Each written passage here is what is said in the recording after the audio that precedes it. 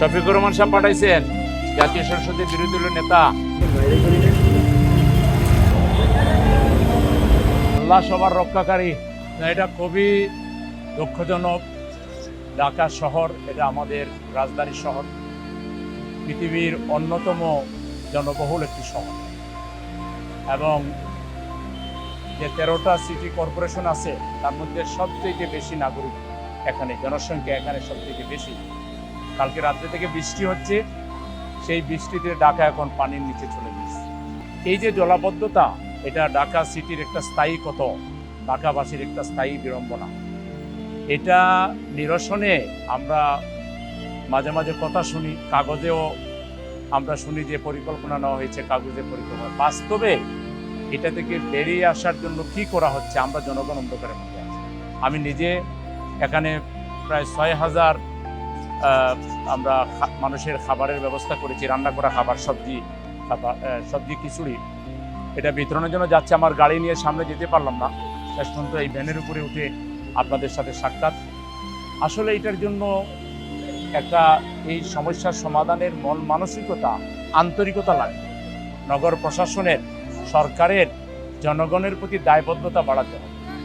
আমাদের অধিকাংশ মৃতপ্রায় খাল যেগুলো আছে, জলাশয় যেগুলো আছে, এগুলো উদ্ধার করে এগুলোকে যদি একটার সাথে আরেকটা সংযুক্ত করা হয় যথাযথভাবে, হাইড্রোলজিক্যাল সার্ভের মাধ্যমে যদি আপনার ড্রেনেজ সিস্টেমটাকে আধুনিক করা হয়, এবং আমাদের এই যে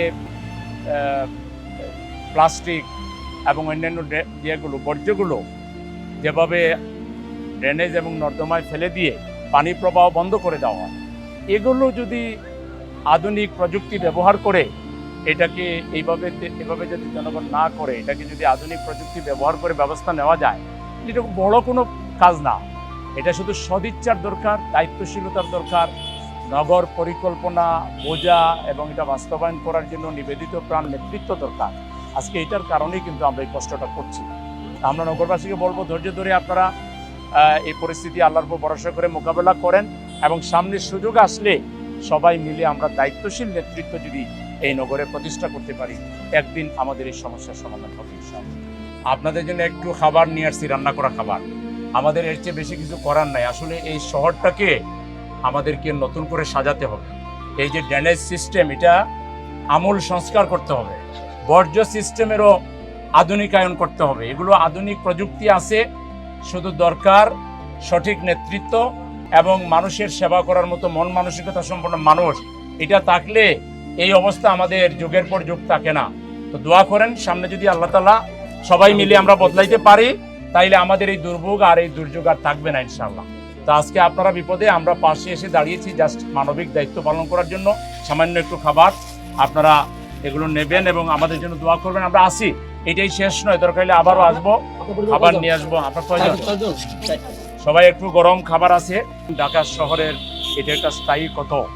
আমরা দীর্ঘ 54 বছর থেকে দেখে আসছি, সামান্য বৃষ্টি হইলেই জলাবদ্ধতা। এটার কারণ হলো একটা সুষ্ঠু নগর যে পরিকল্পনা দরকার, সেই পরিকল্পনা নাই। আর যেটুকু কাগজে আছে সেটার কোনো বাস্তবায়ন নেই, যার জন্য দেখেন একটু বৃষ্টি হইলেই মানুষের কি কষ্ট।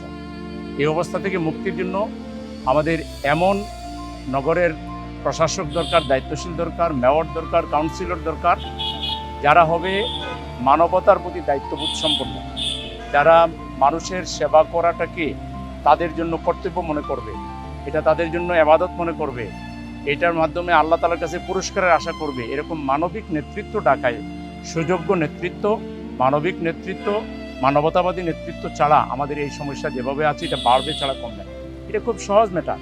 আমাদের যে খালগুলো, জলাশয়গুলো দখল হয়ে আছে, এগুলোকে উদ্ধার করে পরস্পরের সাথে যুক্ত করে দিলে, হাইড্রোলজিক্যাল সার্ভের মাধ্যমে যদি ড্রেনেজ ব্যবস্থার আমূল সংস্কার করা হয় এবং বর্জ্য ব্যবস্থার যদি আধুনিকায়ন করা হয়, এই যে প্লাস্টিক এবং অন্যান্য আবর্জনা যখন নর্দমায়, নালা নর্দমায় আটকে পানি প্রবাহ বন্ধ করে দেয়, তখন যদি এটা হয়, এই সামান্য কাজগুলো যদি করা না যায়, তাইলে কোনো প্রশাসন আছে, কোনো সরকার আছে, এগুলো তো বোঝা যায় না।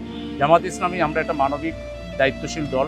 আমাদের আমিরে জামাত সংসদের মাননীয় বিরোধী দলের নেতা, এই আসনের এমপি মহোদয়, তিনি আমাদেরকে নির্দেশ দিয়েছেন, সকাল থেকে অসংখ্য ভ্যান, এই যে আপনারা দেখতেছেন, ওনার উদ্যোগে ভ্যান সার্ভিস আমরা দিচ্ছি মানুষের যে পারাপার এটা সহজ করার জন্য যেখানে যেখানে পানি আটকে আছে কেউ কেউ কৃত্রিমভাবে পানি আটকে রাখছে, ওগুলোকে আমরা খুলে দিয়েছি, জোর করব যাতে করে পানি দ্রুত নেমে যায়।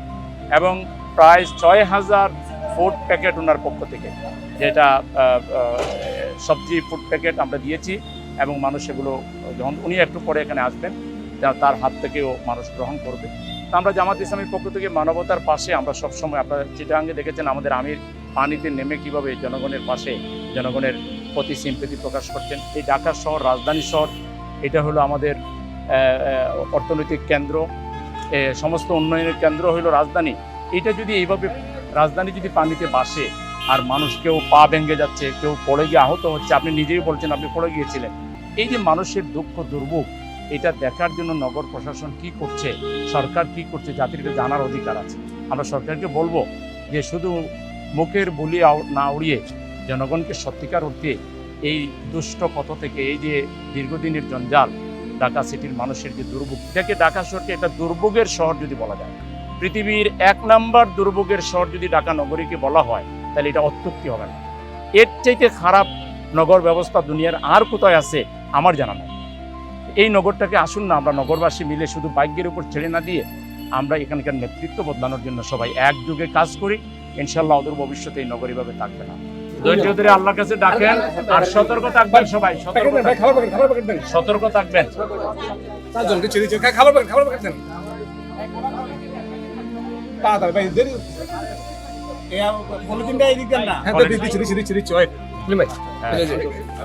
ধরেন কয়জন আপনার?